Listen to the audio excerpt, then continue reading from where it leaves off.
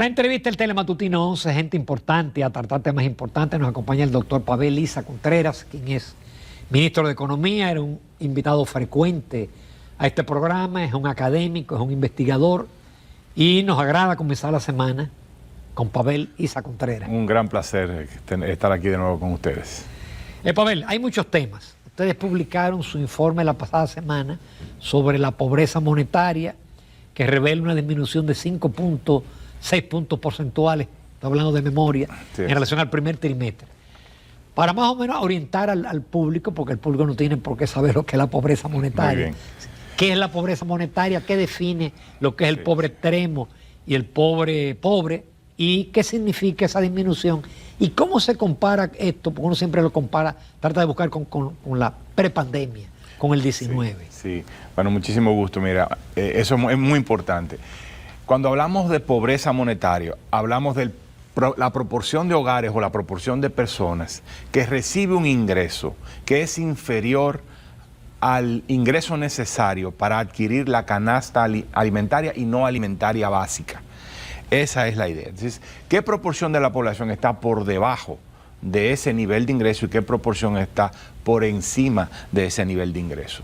Es la dimensión monetaria de la pobreza. La pobreza no se limita a eso. No, claro. Lo sabemos, la pobreza es multidimensional, es un conjunto de elementos. Por eso que ustedes siempre hablaban del índice de desarrollo humano, del PNUD, exacto, que recoja otros elementos. Pero en este caso estamos hablando de la pobreza monetaria, es decir, la dimensión monetaria de la pobreza, la suficiencia o insuficiencia. ¿Y de cuántos dólares estamos hablando? Estamos hablando de 6,000 y tantos pesos por persona. Es decir, un hogar de 4 personas tendría que recibir un ingreso de hecho son 7,000, si mal no, cerca de 7,000 por 4 es 28,000, 29,000 pesos. Eso da para la canasta. Para la canasta básica.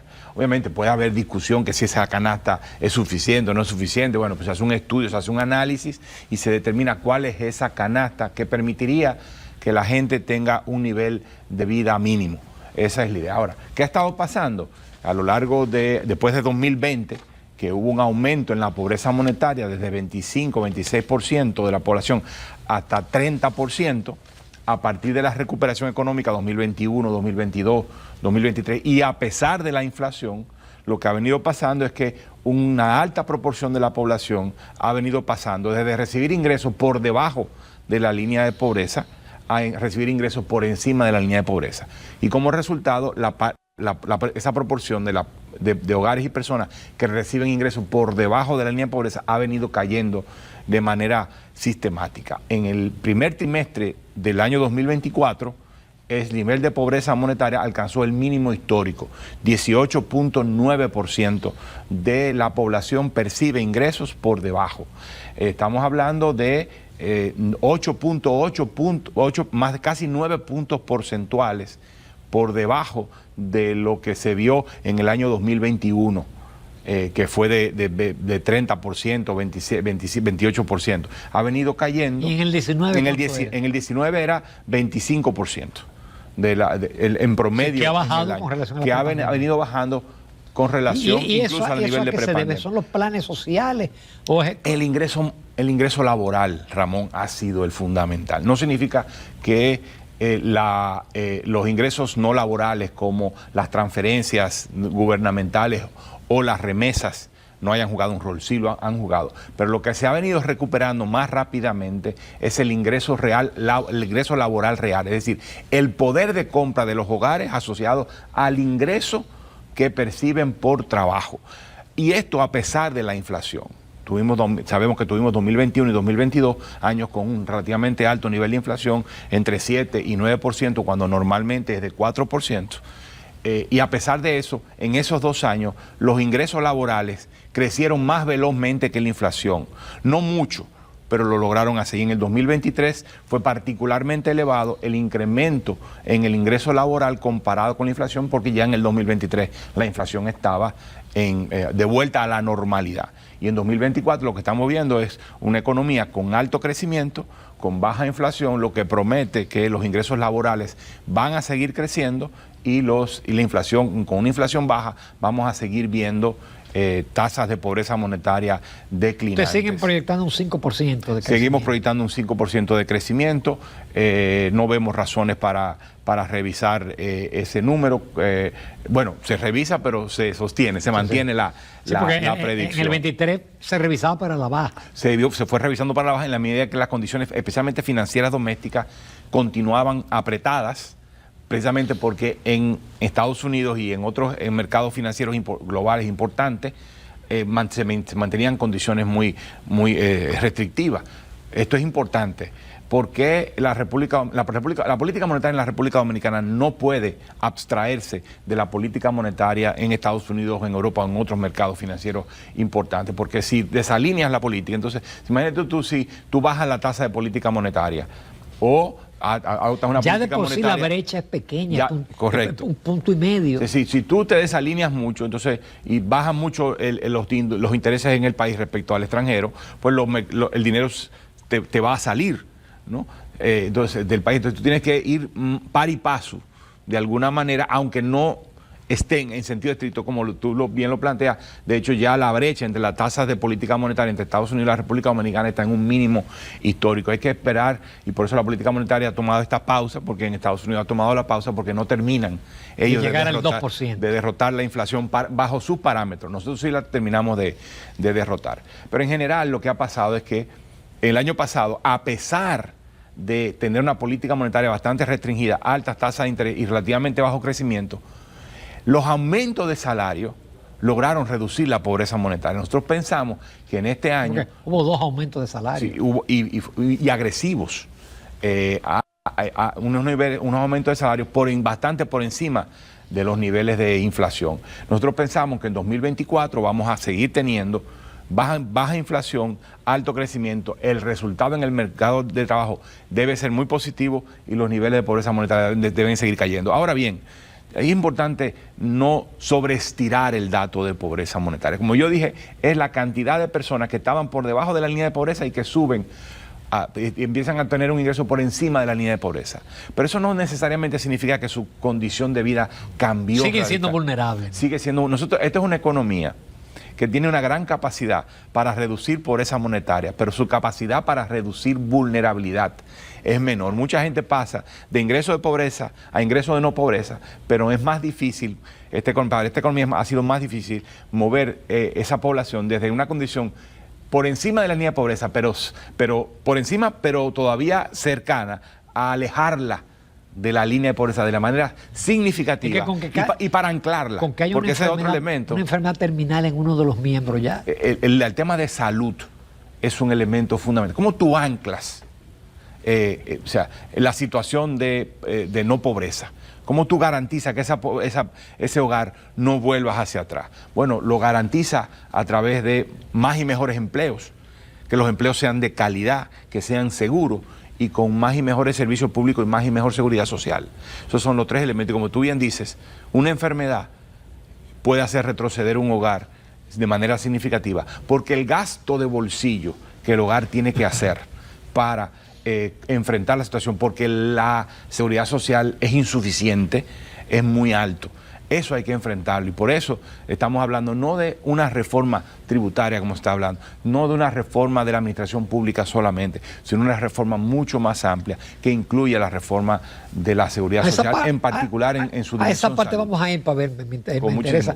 Pero quiero referirme también al decreto del presidente con la meta 2036. Ustedes en la página usted habla de duplicar el PIB y el bienestar. Esa meta 2036 viene a ser una especie de sustituto de la Estrategia Nacional de Desarrollo. No, es un complemento.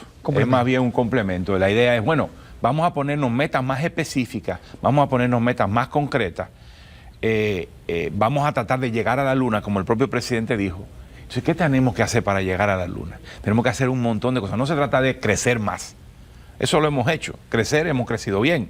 El punto es crecer de manera diferente para garantizar bienestar. Y por eso se habla de duplicar el PIB, pero también el presidente hablaba de aumentar los salarios, poder erradicar la pobreza extrema ya que la pobreza, nos faltó eso en el segmento anterior, la pobreza extrema es el nivel de ingreso necesario, monetaria, nivel de ingreso necesario para comprar la canasta alimentaria solamente.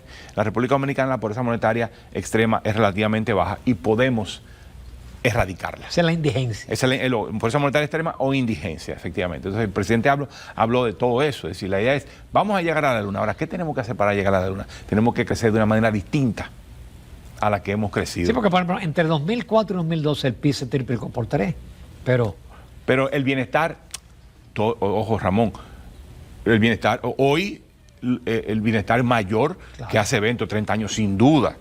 O sea, ahora, no estamos satisfechos con ese nivel de bienestar, porque con el nivel de crecimiento que hemos tenido, debimos haber tenido mucho más bienestar. ¿Y por qué que me alegro que tú lo digas, porque es un discurso que tú lo tenías como académico. Y qué bueno que como ministro lo mantenemos. Sí, ¿y por qué no tenemos tanto bienestar como hubiésemos debido a haber tenido? Bueno, porque primero, los empleos no son de suficiente calidad. Si hemos creado empleos, pero los empleos no han sido de suficiente calidad. Una proporción muy elevada del empleo que se ha creado ha sido empleo informal. No significa que el empleo informal sea de baja calidad, pero la mayor parte del empleo informal es precario, es de baja calidad. No todo, pero la mayor parte. E incluso hemos también creado empleos formales, pero no todo el empleo formal es un empleo de calidad.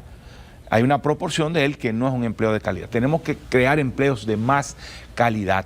Y eso no te lo da el mercado y sencillamente el crecimiento. Tienes que tener política dirigida a crear empleos de calidad. Y eso tiene que ver con el tejido productivo y las políticas de desarrollo productivo y cuáles son los incentivos que tú ofreces y cuál es el entorno que tú ayudas a crear para que las empresas se transformen tecnológicamente, para que crezcan por una parte, pero se transformen tecnológicamente y empiecen a demandar fuerza de trabajo de más calidad, por una parte.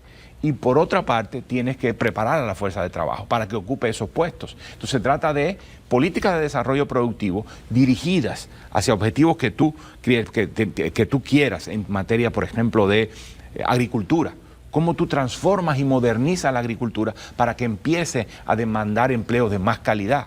Cómo tú transformas la industria, incluyendo la zona franca, cómo tú continúas y aceleras el proceso de complejización tecnológica de la zona franca que ha venido sucediendo, pero lo ha venido sucediendo de una manera relativamente autónoma, con una relativamente limitada participación del Estado en estimular el cambio tecnológico, profundizar el cambio tecnológico en zona franca. Ahora estamos en eso con este tema de los semiconductores, pero también queremos ver el tema de autopartes, cómo traemos empresas de autopartes. Pero para lograr todo eso, para transformar la agricultura, para transformar la zona franca, tú necesitas transformar la educación. Transformar el aula es una pieza fundamental de desarrollar. Probablemente la falta de habilidades humanas es probablemente la barrera más importante que enfrenta este país. Yo digo que hay dos grandes barreras que enfrenta este país. Hay muchas, pero hay dos que son críticas. Uno es el cambio climático, porque es un asunto de sobrevivencia y lo estamos viviendo casi a diario, los efectos del cambio climático y la destrucción que está causando los eventos hidrometeorológicos extremos.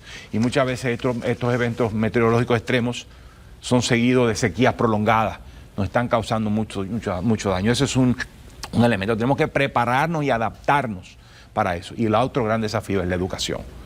Las empresas no logran transformarse a la velocidad que queremos, no logran crecer a la velocidad que queremos, en buena parte, porque no encuentran los recursos humanos calificados para llenar puestos que demandan más habilidades.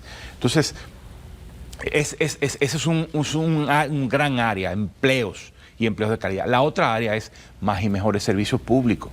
Si tú tomas las estadísticas, tú lo que ves es que porque en este país vemos que hemos mejorado en el índice de desarrollo humano y también es visible que hay una mejora en el bienestar. La pobreza de hace 30 años no tiene comparación con la que es hoy. Y en el índice de Gini hemos mejorado. Hemos mejorado en un conjunto de indicadores, pero cuando tú ves, dices, ¿qué es lo que más ha crecido? Es el ingreso. Los servicios públicos, el acceso a servicios se ha quedado rezagado.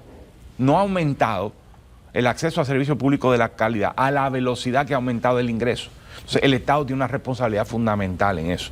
Los servicios de agua y saneamiento no crecen a la velocidad adecuada, entonces tenemos servicios de agua potable, si bien para una enorme proporción de la población que ya recibe agua del acueducto, pero con un servicio intermitente, no lo reciben todos los días ni 24 horas al día.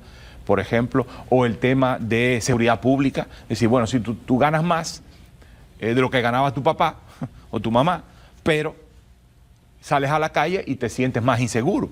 Eso es parte de la calidad de vida. Entonces tienes la dimensión agua, la dimensión seguridad, transporte.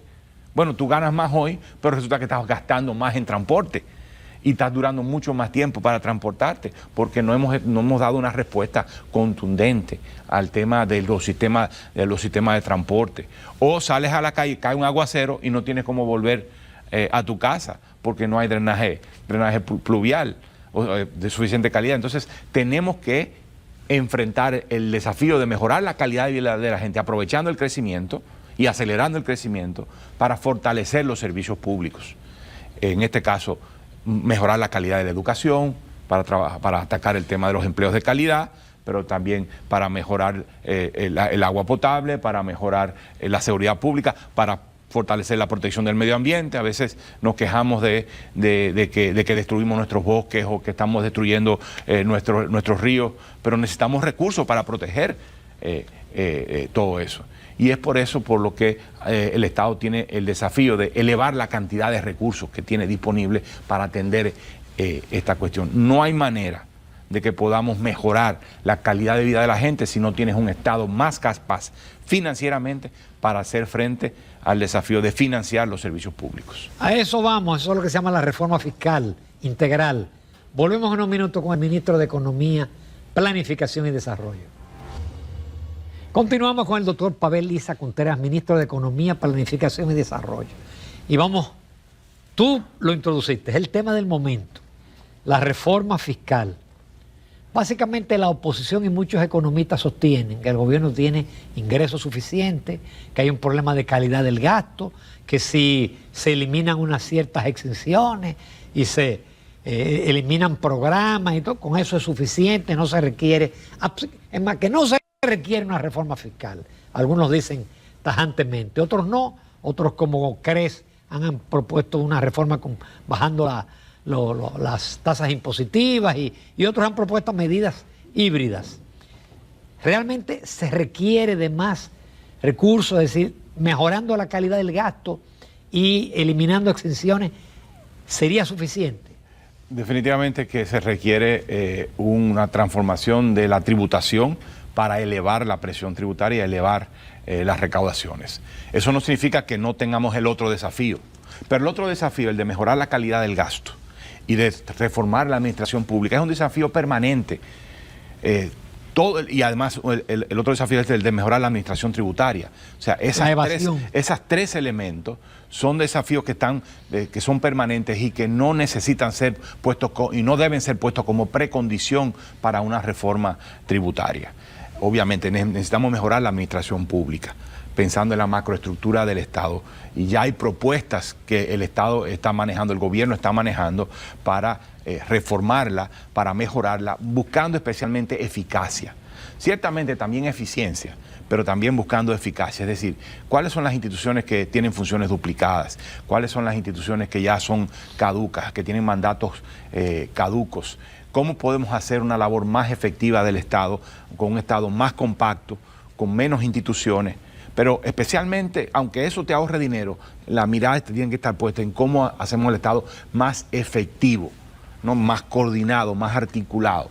Eso es permanente. Y ya hay propuestas y cuando haya definiciones se plantearán estas propuestas. Luego está la reforma, la transformación y el fortalecimiento de la administración tributaria. Sin duda que eso es fundamental. Si no solo se trata de cambiar las bases, aumentar las bases, modificar las tasas en alguna dirección, también se trata de que tengamos un aparato tributario, una gestión tributaria mucho más efectivo que logre ir detrás de las obligaciones tributarias que no están siendo cumplidas en este momento. Pero repito, esto es una labor permanente de siempre. También está el tema de las exenciones. Una parte importante de la reforma tendrá que revisar de manera muy significativa las exenciones, quedándose con aquellas exenciones que son productivas, que son eficaces y además que están claramente focalizadas. nuestro aparato tributario ha otorgado exenciones muchas veces que ya son caducas, que ya no tienen mucho sentido, quizás tuvieron sentido en algún momento, hicieron que los sectores productivos lograran madurar, pero ya pueden ser revisadas. Hay otras que se han otorgado buscando un efecto y ese efecto ya no está más. Y en general muchas de estas exenciones están sirviendo como escapes para las obligaciones tributarias de pero muchos hay sectores. otras que van al ITEVI de la mitad de las exenciones. Eso, yo me estaba refiriendo hasta a los sectores productivos. Sí. Luego están las exenciones al ITEVI, que ciertamente esas exenciones protegen bienes de consumo básico que no están grabados, pero también se han tornado en escapes tributarios, en escapes, hay muchos negocios, empresas, personas no cumplen con sus obligaciones tributarias amparándose en este tipo de exenciones. Hay que ir cerrando este tipo de hoyos. Es lo que permite que el sistema tributario sea mucho más efectivo a largo plazo. Ahora, tienes que tener cuidado, porque si tú le pones ITEVI a todo, incluyendo a los bienes básicos, pues vas a tener un efecto negativo en la calidad de vida de la gente. Entonces la pregunta es, si tomas esa decisión, ¿cómo compensas? ¿Cuál es el mecanismo para que esa gente no termine peor? Sí, le pusiste impuestos, pero entonces, ¿cómo lo compensas? ¿Aumenta salarios? ¿Aumenta las transferencias monetarias que logren compensar? En fin, fortalece la seguridad social, que reduzca el gasto de bolsillo de los hogares en salud. En fin, tienes que buscar un paquete que sea integralmente progresivo, aunque tributariamente no puedas aspirar a que sea progresivo, porque el ITEVI es parte importante de la capacidad recaudatoria del Estado. Así que yo quiero retomar esta idea de que estamos frente a un conjunto de reformas. No se trata solamente de la reforma tributaria, que tiene que reducir exenciones, tanto del ITEVI, pero de los sectores productivos. No se trata solamente de recaudar más a través de un fortalecimiento de la gestión tributaria. También se trata de reformar la seguridad social. La seguridad social, como hablábamos al inicio, señores, es insuficiente para atender las necesidades de la población. Cubre poco, aunque cubre a la mayor parte de la población, la profundidad de su cobertura es limitada. Sabemos que en medicamentos cubre muy poco, también sabemos que en servicios diagnósticos, en tratamientos también es insuficiente. La población se ve forzada a hacer copagos significativos a los proveedores de servicios, y en general hay que reconocer que el balance de poder no es adecuado en el sistema de la seguridad social. Hay capacidad de veto y tenemos que rebalancear y hacer que se imponga el objetivo del bienestar común, del bienestar de todos, frente al bienestar de algunos actores que se pelean por el pastel de la seguridad social. Pavel, y ese elemento transversal que tú hablaste en el otro segmento, la educación.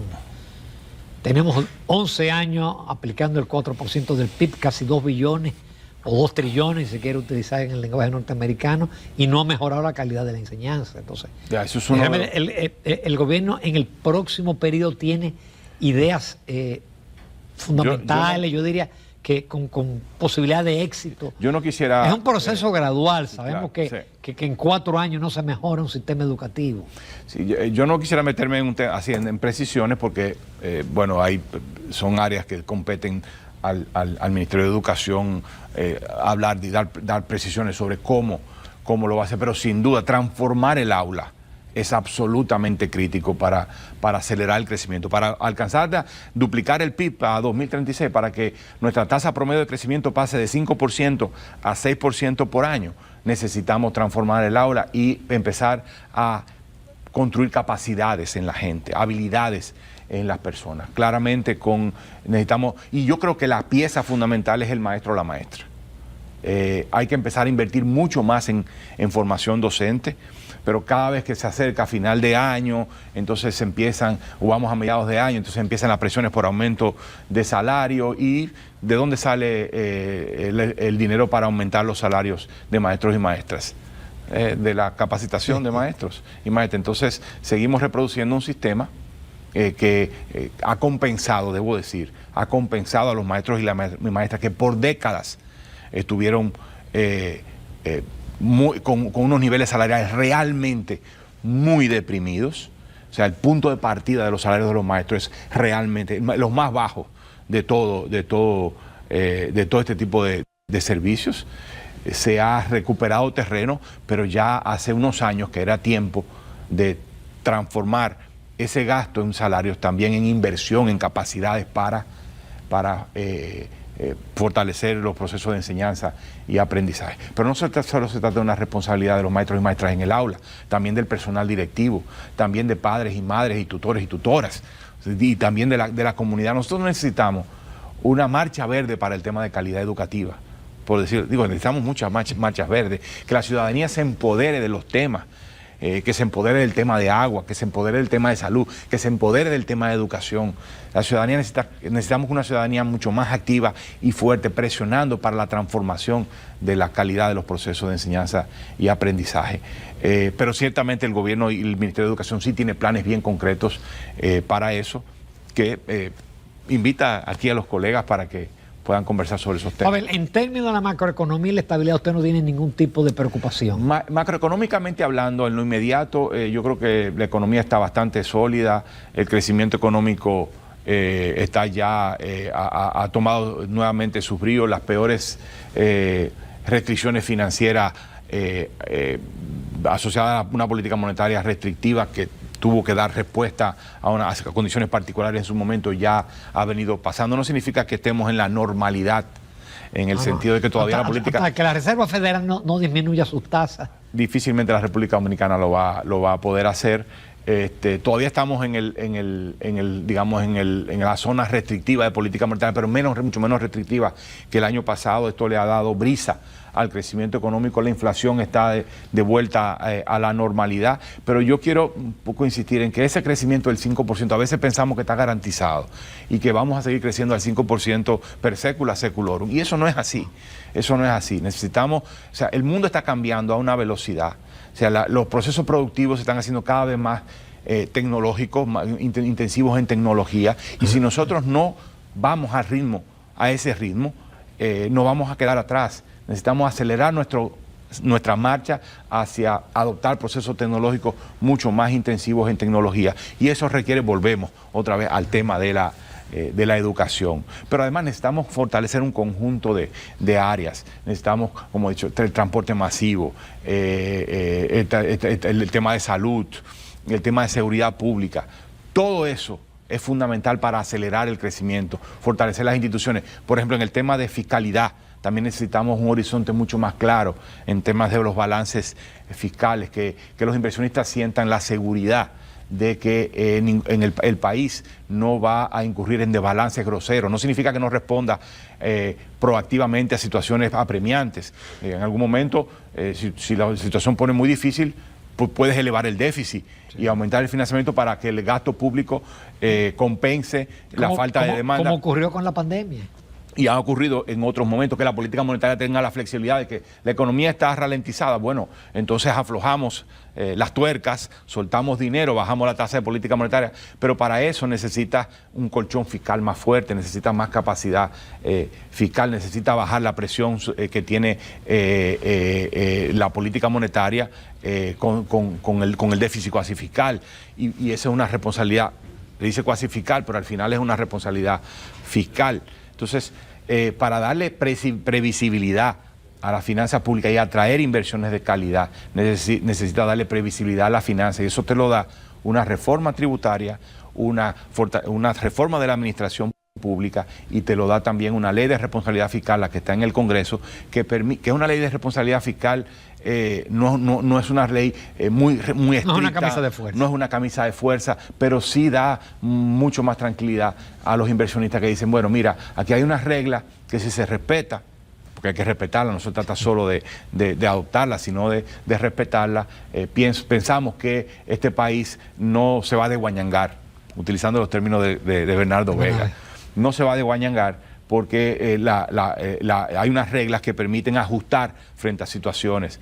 Tampoco, no solo que el gasto público no se va a disparar y la inflación no se va a disparar, también es que no van a dejar que la economía se hunda. y van a reaccionar oportunamente y van a mantener el ritmo de crecimiento. Eso es lo que te da es tranquilidad, y los inversionistas van a sentir la confianza. Los inversionistas pequeños y grandes, porque a veces pensamos los inversionistas como si fuesen solo grandes empresas, no, también el pequeño, que dice, no, mira, yo pienso que aunque este año, aunque la economía está reduciéndose, el gobierno va a responder, y yo, como el gobierno va a responder, la política monetaria va a responder, la política fiscal va a responder, yo tengo perspectiva en mi negocio y voy a ampliar mi colmado o voy a ampliar mi pequeño taller, no voy a echar para atrás este esfuerzo porque yo sé que las cosas van a caminar más o menos bien. Entonces se trata de un conjunto de esfuerzos que permitan poner a la economía en una senda de crecimiento, mover el crecimiento, asegurar el 5 y movernos hacia el 6. Pavel, te agradezco muchísimo la participación. A la orden siempre. Y me alegro porque tú mantienes el mismo discurso de cuando eras académico e investigador. Muchas gracias. Sí, éxitos. Para eso fue que nos pusieron acá. Éxitos. Gracias. Nos vamos a comerciales. En el próximo segmento vamos a una entrevista breve con Abel de Castro, el gerente general de la Zona Franca de Nigua.